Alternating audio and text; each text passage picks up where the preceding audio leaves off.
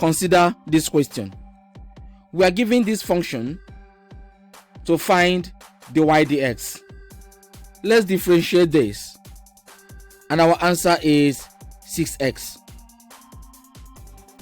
Next, let's differentiate this, and our answer is 2. Next, let's differentiate this, and our answer is exponential x. Next, let's differentiate sine x, and our answer is cos x. Next, let's differentiate cos x. From the table, our answer is minus sine x.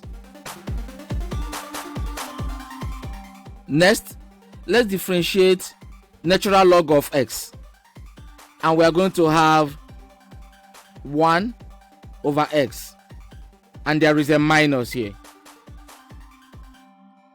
which we actually obtained from the table, and equally for exponential, for cos, and for sine.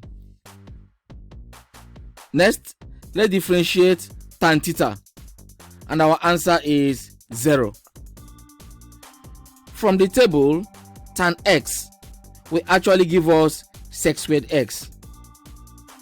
Likewise, tan theta will give you sec squared theta, as long as this is theta and this is theta.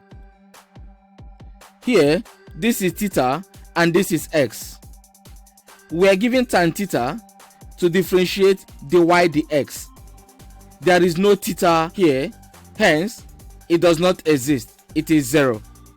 Hence, here we have x, and here it is theta. Hence, it is 0. And this becomes our final answer. Hence, the name, sum and difference.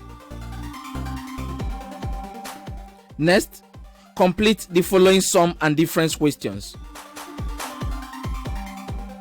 If you solve correctly, your answer is A. Next, if you solve correctly, your answer is D.